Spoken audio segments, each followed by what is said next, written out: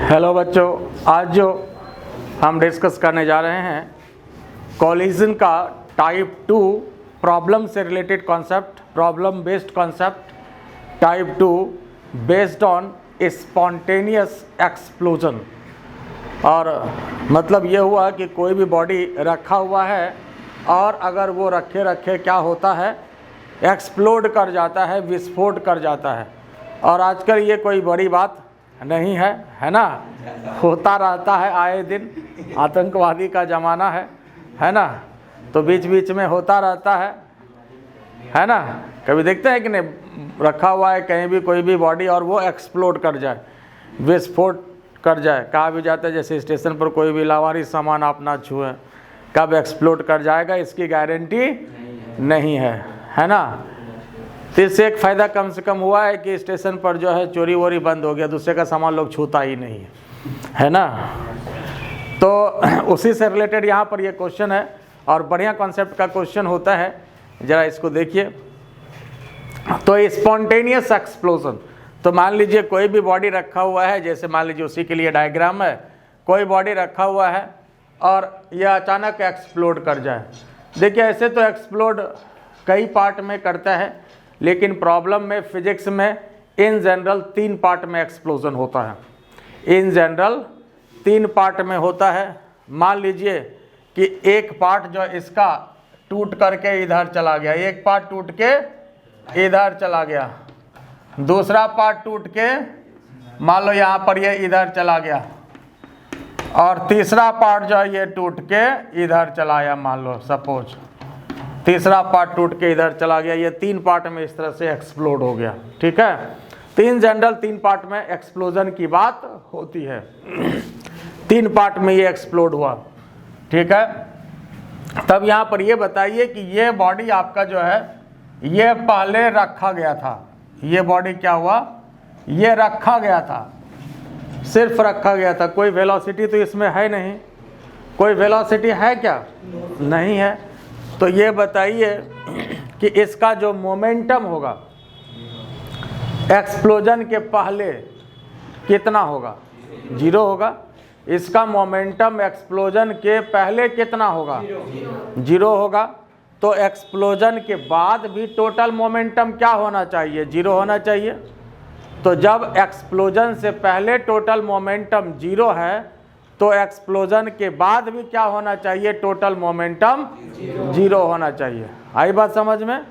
Explosion के पहले जब टोटल मोमेंटम 0 है तो एक्सप्लोजन के बाद भी क्या होना चाहिए?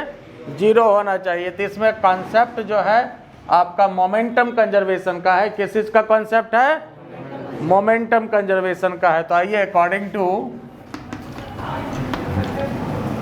Conservation of momentum, according to conservation of momentum, conservation of momentum क्या लगेगा?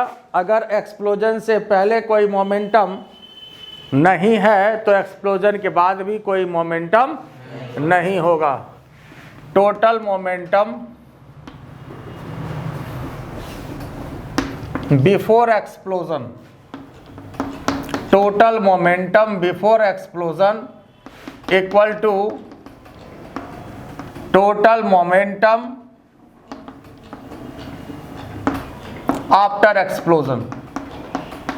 Total momentum before explosion equal to total momentum after explosion. तो यहाँ देखिए बिफोर एक्सप्लोजन जो मोमेंटम होगा कितना है? 0 है। एक्सप्लोजन के पहले तो ये बॉडी सिर्फ रखा हुआ है, तो इसका कितना मोमेंटम है? 0 है। अब एक्सप्लोजन के बाद इसका मोमेंटम P1 है, इसका मोमेंटम P2 है और इसका मोमेंटम P3 है। और मोमेंटम कैसी क्वांटिटी है? वेक्टर क्वांटिटी है। मोमेंटम कैसी क्वांटिटी है? वेक्टर क्वांटिटी है। तो इसका मतलब अब एक्सप्लोजन के बाद तो मोमेंटम है, P1 है, P2 है अब प्लस P3 है। तो यहाँ पर तीनों मिल करके कि होगा कितना? 0 होना चाहिए। है अलग अलग मोमेंटम, लेकिन 0 तो टोटल हो सकता है ना, 0 तो टोटल हो सकता है। तो इसलिए P1 प्लस P2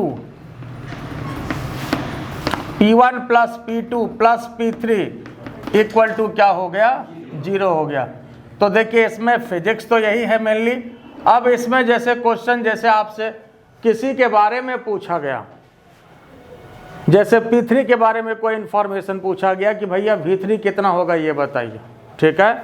तो जिसके बारे में पूछा गया इसको हम लोग इधर रखेंगे और बाकी दोनों को इधर कर देंगे, तो माइनस P1 और प्लस P2। अब उसके बाद देखिए जैसे P3 equal to minus P1 और प्लस P2, माइनस P1 और प्लस P2। बोलो इसमें कोई दिक्कत है?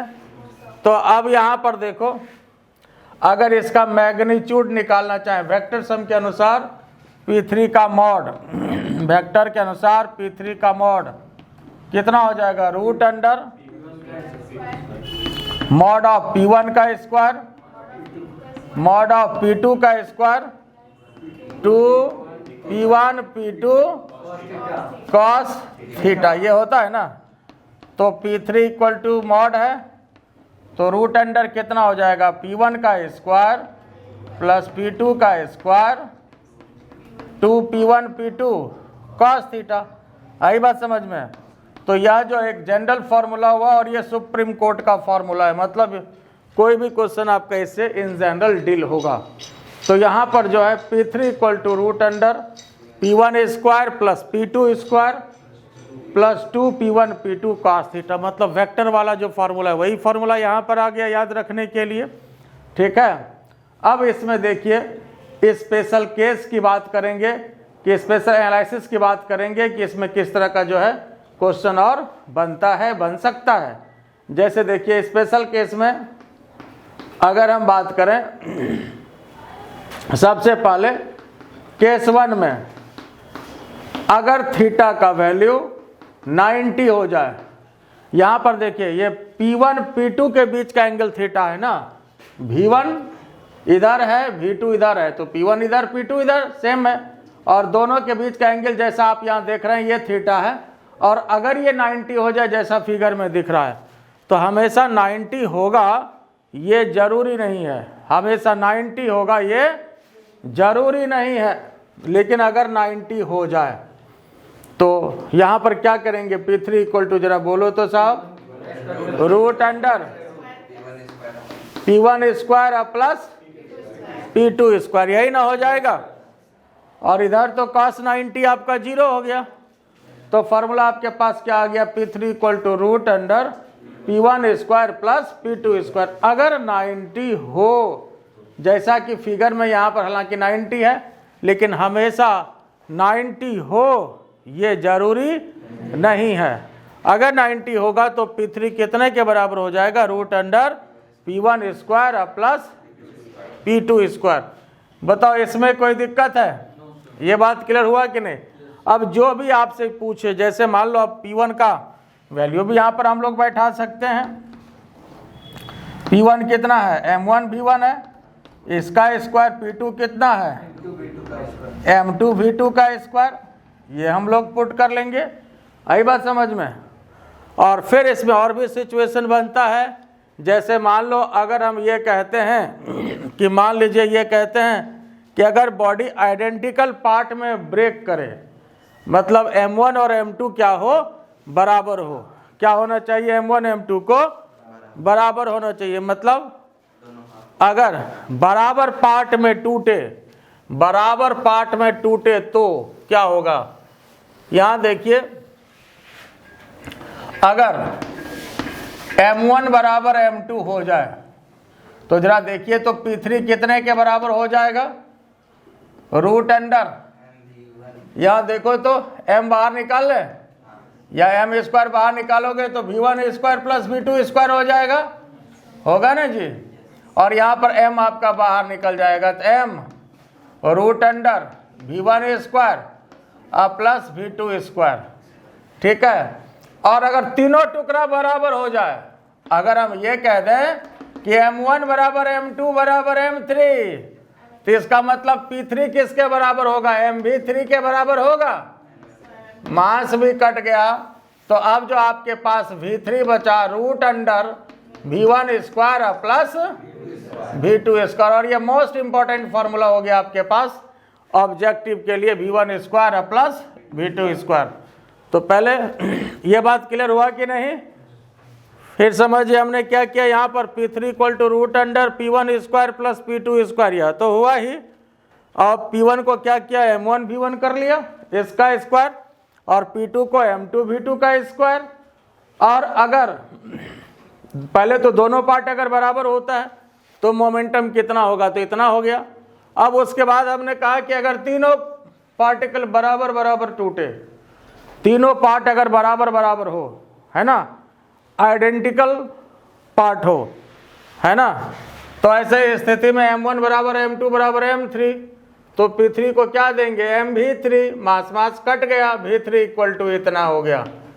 बोलो आई बात समझ में? देखो तो v3 कितने के बराबर हो गया, v3 कितने के बराबर हो गया, कितने के बराबर हो गया। और ये बहुत इंपॉर्टेंट आपका फॉर्मूला निकला, v3 equal to root under v1 square plus v3 equal to root under v1 square plus v2 square.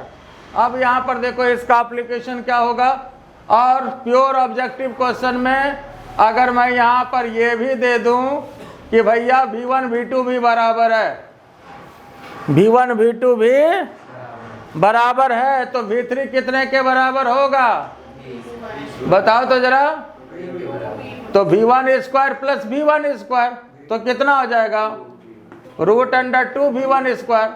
देखो अगर बराबर होता है तो इसको डायरेक्ट याद रखना है, v1 रूट 2, v3 कितने के बराबर होता है, v1 रूट 2। अगर यहाँ पर v1 v2 बराबर हो जाए, जैसे root under f1 square plus f2 square, दो फोर्स परपेंडिकुलरली लगे 10 न्यूटन का, 10 10 परपेंडिकुलरली लग रहा है, रिजल्टेंट पूछें तो 10 रूट 2, तो यहाँ भी तो वही हो गया ना, root under v1 square plus v2 square, ये परपेंडिकुलरली है, और यहाँ पर v1 v2 बराबर हो गया, तो डायरेक्ट v1 रूट 2 याद रखना है। आई बात समझ में? यह खुद एक इम्पॉर्टेंट ऑब्जेक्टिव क्वेश्चन पूछता है। अब देखिए प्योर ऑब्जेक्टिव क्वेश्चन इस पर कैसे बना। जैसे मान लो अगर हम कहते हैं कि इधर 10 मीटर पर सेकंड से कोई पार्टिकल गया, इधर भी 10 मीटर पर सेकंड से कोई पार्टिकल गया, और सभी आइडेंटिकल फ्रेगमेंट में टूटा है, तो ये बताइए कि तीसरा पार्टिकल का वेलोसिटी कितना होगा। तीसरा पार्टिकल का वेलोसिटी 10 रूट, तीसरा पार्टिकल का वेलोसिटी 10 रूट। अगर इधर 20 से गया, इधर भी 20 मीटर से गया, 20 मीटर पर सेकंड से गया, पूछें कि तीसरे पार्टिकल का वेलोसिटी कितना होगा, तो 20 रूट। अच्छा अगर ये पूछें कि तीसरा पार्टिकल गया किधर, एक गया इधर, दूसरा गया इधर, तो तीसरा किधर जाएगा, तीसरे को इधर जाना होगा, तीसरे को इधर जाना होगा, ठीक है। हालांकि ये ग्राउंड पर ही है, ये जेड कोई जरूरी नहीं है, इस तरफ यहाँ पर इसको लिया गया है, ठीक है, जेड भी हो सकता है, लेकिन यहाँ पर ये ग्राउंड का ही, जैसे एक्स है ये वाई है, और यहाँ पर ये ग्राउंड पर ही कोई डायरेक्शन है मान लीजिए, ठीक है, ये ग्राउंड पर कोई डायरेक्शन है। तो जरा सोचो कि ग्राउंड पर ही दो को हम परपेंडिकुलरली भगा दिए, तो तीसरा किधर जाएगा, ग्राउंड पर ही ये इधर जाएगा, ग्राउंड पर ही ये इधर, जेड हालांकि ये ऊपर चला जाएगा, तो ये इधर जाएगा, ये जरूरी नहीं, ठीक है, ग्राउंड पर ही, चूंकि ये ग्राउंड का हम लोग कॉलिजन ले रहे हैं। पहले तो एक गया इधर, दूसरा इसके परपेंडिकुलर, तो तीसरा जो जाएगा वो इधर जाएगा, और ये वाला नहीं है जेड, ठीक है, ये इधर आएगा। आई बात समझ में? अब इधर क्यों आएगा ये बताओ, इधर क्यों आएगा, इधर ही क्यों होगा, क्या इधर भी जा सकता है तीसरा, क्या इधर तीसरा जा सकता है, क्या बोलो, जा सकता है क्या, जा सकता है या नहीं जा सकता है, जा सकता है या नहीं जा सकता है, नहीं जा सकता है साहब। जब एक इधर चला गया, दूसरा इधर चला गया, तो तीसरा इधर नहीं जा सकता है। अब क्यों नहीं जा सकता है तीसरा इधर, अगर तीसरा इधर चला जाएगा तो फिर मोमेंटम कंजर्वेशन लागू ही नहीं होगा। तीसरा इधर चला जाएगा तो मोमेंटम कंजर्वेशन लागू ही नहीं होगा। क्यों नहीं लागू होगा, इसलिए कि एक्सप्लोजन के पहले जो है मोमेंटम कितना था, एक्सप्लोजन के पहले मोमेंटम कितना था, तो तो एक्सप्लोजन के बाद भी कितना होना चाहिए? तो एक गया इधर, दूसरा गया इधर, तीसरा भी चला जाएगा इधर, तो जीरो कौन करेगा? बात समझ रहे हो ना? तो जीरो करने के लिए एक मोमेंटम को इधर आना पड़ेगा जो कि दोनों कैटेगरी पकड़ के खींच के जीरो करेगा। अब बात समझ में आ रहा है? मान लो कि अगर हम कह रहे हैं कि दो लड़का है, तुमको कोई उधर खींच रहा है, कोई इधर खींच रहा है, लेकिन हम ये कह रहे हैं कि तुम जहाँ है वहीं खड़ा रहेगा, तो इसका मतलब है कि तीसरा फोर्स को तो इधर लगाना होगा, तभी तो आप जहाँ हैं वहीं रह सकते हो। अगर तीनों उधरे लगा दिया तो भाग नहीं जाएगा फिर। आई बात समझ में? ये बात समझ में आया कि नहीं? तो यह पहले तो खुद एक प्योर ऑब्जेक्टिव क्वेश्चन बनता है कि एक गया इधर, दूसरा गया इधर, तो तीसरे को आपको इधर आना ही होगा, तीसरा उधर नहीं जा सकता है according to common sense. Common sense का मतलब फिजिक्स भी है इसमें, है ना? सिर्फ कॉमन सेंस ही नहीं, फिजिक्स भी है। फिजिक्स क्या है ये बात समझ में आया? फिर सुनिए, इसलिए कि मोमेंटम कंजर्वेशन लागू करना है। Total momentum zero college explosion के पहले है, और टोटल मोमेंटम भी एक्सप्लोजन के बाद जीरो होना चाहिए। तो आखिर एक जाएगा इधर, दूसरा जाएगा इधर, तो जीरो कैसे होगा? तीसरे को इधर जाना होगा तभी जीरो होगा। अब इधर ऐसा नहीं है, कोई भी एंगल से जा सकते, वो तो बात की बात है, उस पर हम लोग और क्वेश्चन बनाएंगे, एनालिसिस करेंगे, अभी ही करेंगे, ठीक है? बोलिए इसमें कोई दिक्कत है? तो आइए पहले इसको लिख लीजिए, फिर इस पर हम और एनालिसिस करेंगे क्वेश्चन के साथ।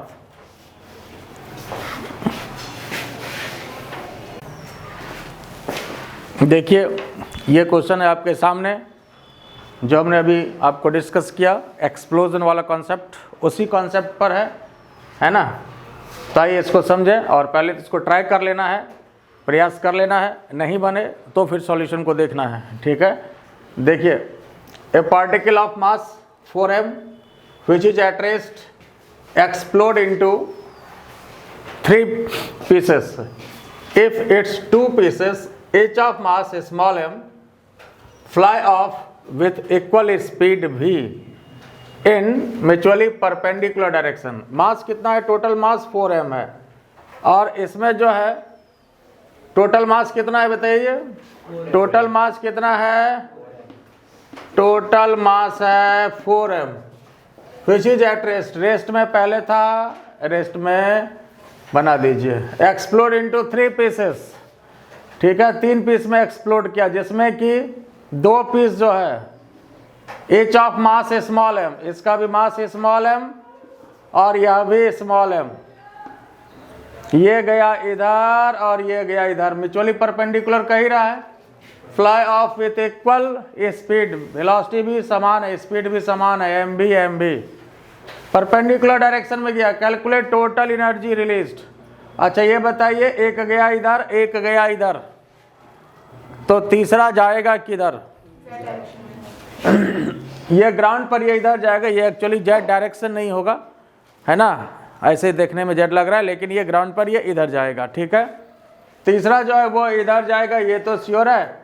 इसको तीसरा को P3 मान लेते हैं, और यहाँ पर इसका मास m। ये बताइए तीसरा का मास कितना होगा? 2m।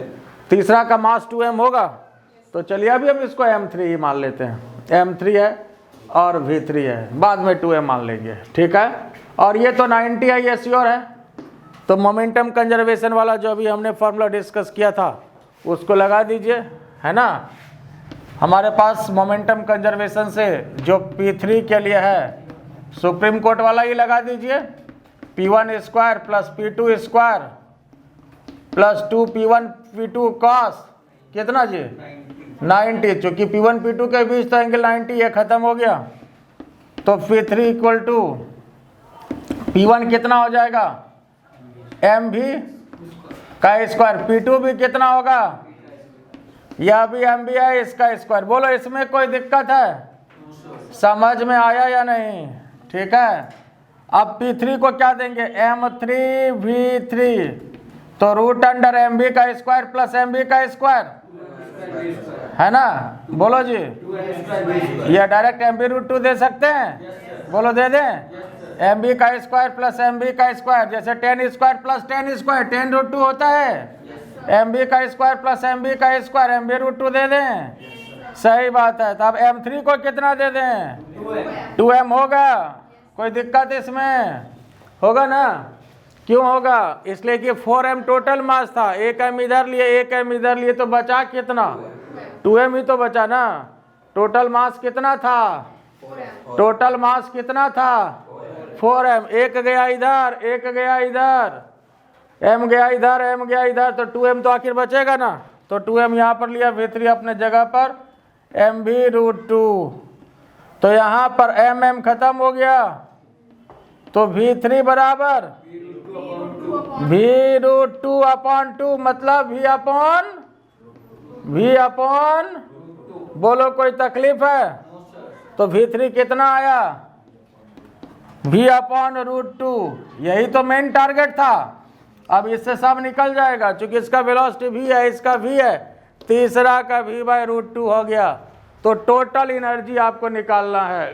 तो टोटल एनर्जी का क्या मतलब है, टोटल काइनेटिक एनर्जी, क्या निकालना है, टोटल काइनेटिक एनर्जी। तो यहाँ पर अब हम लोग को निकाल देना है टोटल काइनेटिक एनर्जी। एनर्जी का मतलब काइनेटिक एनर्जी सही है, टोटल एनर्जी का मतलब काइनेटिक एनर्जी से है ना। टोटल काइनेटिक एनर्जी तो कितना हो गया साहब, इसका काइनेटिक एनर्जी कितना हो जाएगा, हाफ एम वी स्क्वायर, इसका भी हाफ एम वी स्क्वायर, और उसके बाद तीसरा हाफ मास, यहाँ पर 2m, ये पॉइंट ऑफ मिस्टेक, यहाँ गलती हो सकती है, ध्यान रखिएगा। मास m इसका नहीं है, मास कितना है, 2m है, तो मास इसका 2m हो गया, और वेलोसिटी v3 है। चलो एक बार और स्टेप ले लें, तो यहाँ पर ये half M V square plus half M V square plus 2 काट दें, v3 का स्थान पर कितना, v स्क्वायर अपॉन 2 दे दे डायरेक्ट, v3 का वैल्यू कितना है, v बाय रूट 2, तो v स्क्वायर अपॉन, तो हो गया। देख लीजिए आपके पास यह भी हाफ एम वी स्क्वायर, यह भी हाफ एम वी स्क्वायर, यह भी हाफ एम वी स्क्वायर, तीनों मिला दीजिए, तो 3/2 एम वी स्क्वायर, ये आपका टोटल एनर्जी हुआ। टोटल एनर्जी के लिए आपके पास ये आपको फाइनल आंसर आ गया। और अब आपके पास ऑप्शन भी दिया हुआ है, कौन सा, तो सी वाला। क्या बोलो, इसमें कोई दिक्कत है, बात समझ में आया कि नहीं, ठीक है। तो यहाँ पर टोटल एनर्जी के लिए एक तीसरे का जो है वेलोसिटी, ये निकालना जरूरी था, और ये निकालने के बाद आराम से हम लोग सभी का kinetic energy half M V square करके निकाल लिया। और यहाँ पर ये पॉइंट ऑफ मिस्टेक है, तीसरा का जो मास होगा वो कितना होगा, तीसरा का मास कितना होगा, 2m है, इसलिए यहाँ पर ये पॉइंट ऑफ मिस्टेक है, तो इसको जो है ध्यान में रखना है। ये बात क्लियर हो गया ना, तो इसको पहले लिख लीजिए, फिर और हम इसी कॉन्सेप्ट का और अच्छे क्वेश्चन पर बात करते हैं।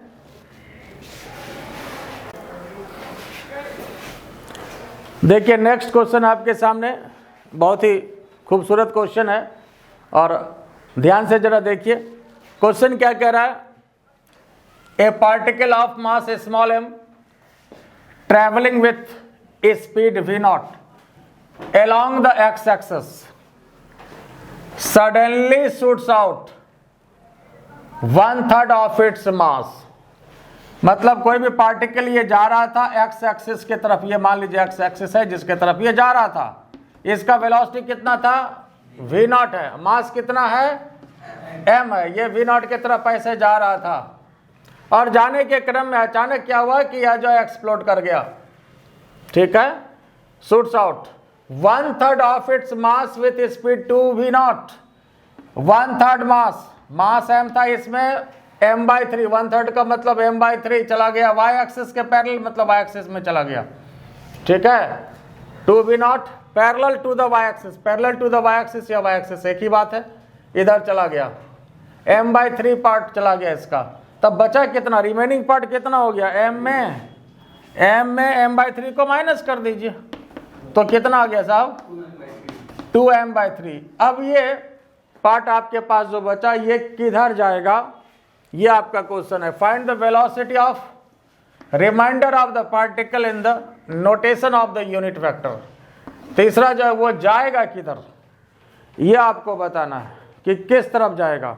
ऑप्शन आपके पास ये रहा, पहला ऑप्शन है, दूसरा है, तीसरा है, चौथा है। तो यहां देखिए सबसे पहले तो हम लॉजिकल क्वेश्चन आपसे पूछते हैं।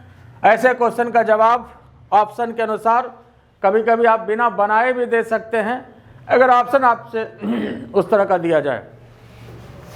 तो सबसे पहली बात तो जैसे मान लीजिए कि ये इधर जा रहा था, तो अब अकॉर्डिंग टू कॉमन सेंस आप ये बताओ कि ये जो दूसरा जो रिमेनिंग पार्ट होगा, जो रिमाइंडर होगा, दो ही पार्ट की तो बात हो रही है कि ये दूसरा जाएगा किधर, दूसरा किधर जाएगा। यहाँ पर आपके पास दो ऑप्शन हम दे रहे हैं, एक नंबर पे या दो नंबर पे, इधर जाएगा या इधर जाएगा। इसी में तीसरा ऑप्शन मान लो इधर भी दे दिए, ये क्या इधर जाने का चांस है क्या? इधर जा सकता है क्या कभी?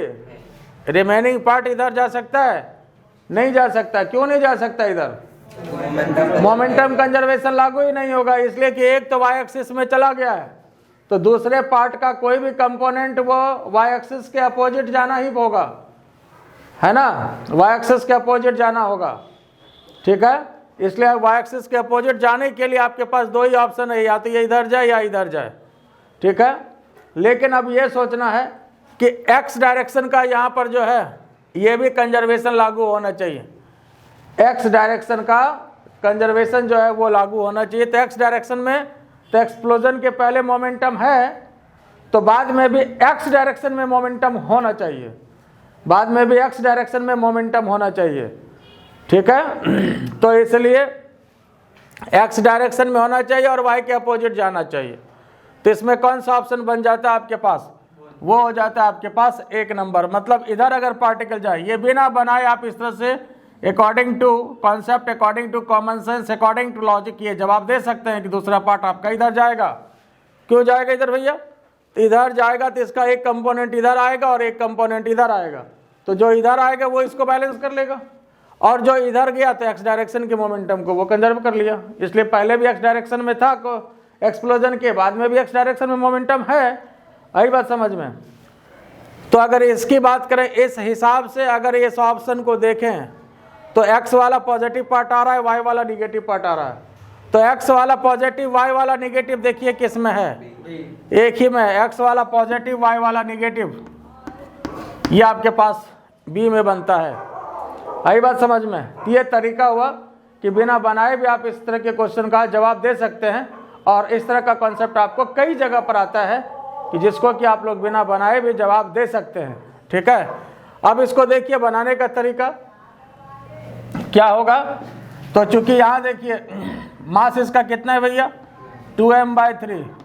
वेलोसिटी इसका मान लिया जैसे कि v2 है, वेलोसिटी कितना मान लिया? v2 है। अब यहाँ देखो तो इसका जो कंपोनेंट है यहाँ पर कितना आएगा? जैसे अगर मान लेते हैं कि अगर सपोज ये एंगल थीटा है,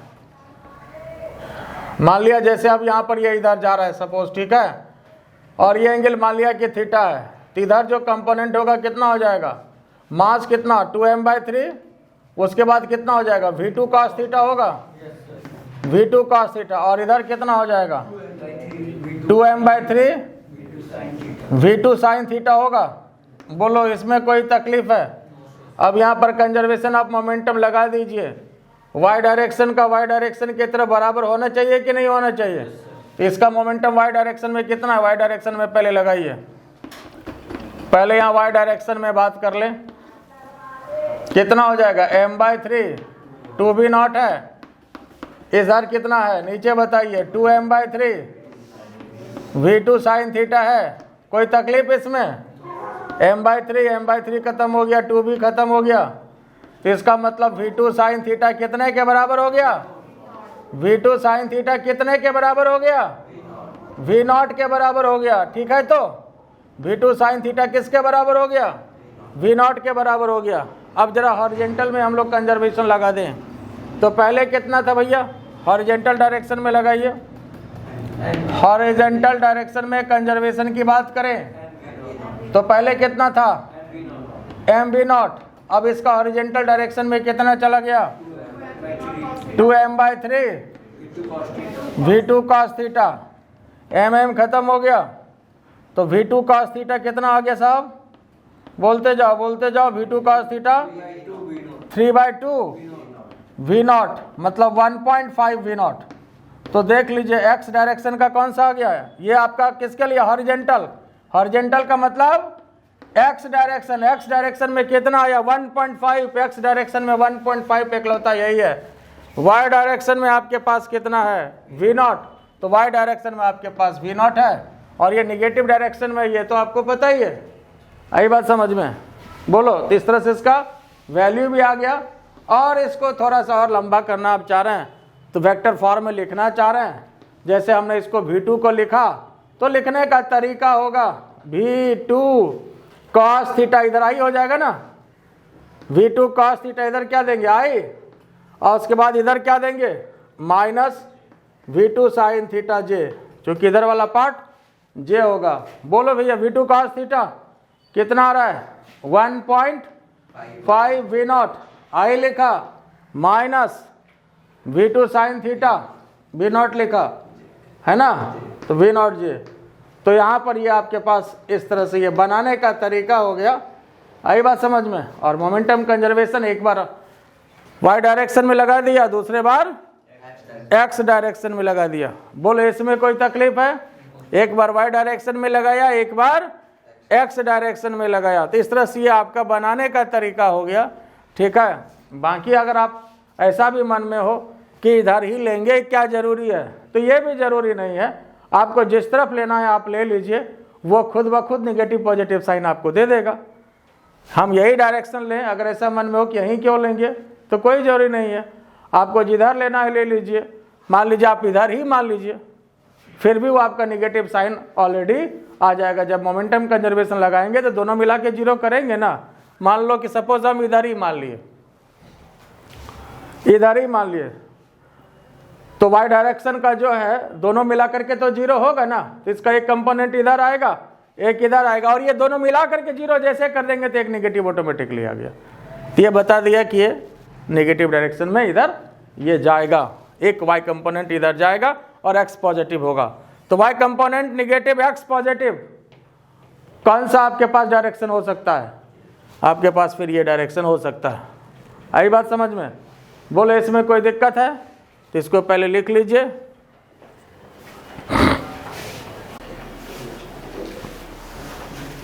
देखिए नेक्स्ट क्वेश्चन आपका ये टाइप 2 का क्या कर रहा है, a body at rest breaks up into 3 parts. कोई भी बॉडी है जो यहाँ पर ये 3 पार्ट में ब्रेक करता है। कितना पार्ट में ब्रेक करता है, 3 पार्ट में मान लीजिए ये ब्रेक करता है। If 2 parts having equal mass fly off perpendicularly to each other, एक चला गया इधर, इसका भी मास m, एक चला गया इधर, इसका भी मास m, है ना। Equal mass fly off perpendicularly to each other with a velocity of 18 metre per second, इसका भी वेलोसिटी 18 मीटर पर सेकेंड, और इसका भी कितना, ये भी 18 मीटर पर सेकेंड ही कर रहा है ना, दोनों का each other with velocity 18 metre per second. अब क्या कर रहा है question, then calculate velocity of the third part with direction which has mass 3 times the mass of each part। देखिए जैसे x एक्सिस है, y एक्सिस है, ये इधर गया, हालांकि ये z एक्सिस नहीं है, ये भी ग्राउंड पर ही है, ठीक है। तो ये मान लीजिए इधर इधर x डैश और इधर y डैश है, ठीक है। तो तीसरा पार्ट जो ये जाएगा किधर, जब एक जा रहा है इधर, दूसरा जा रहा है इधर, तो तीसरे को किधर जाना चाहिए, जब भी जाएगा तो तीसरा अब इधर ही जाएगा। आई बात समझ में।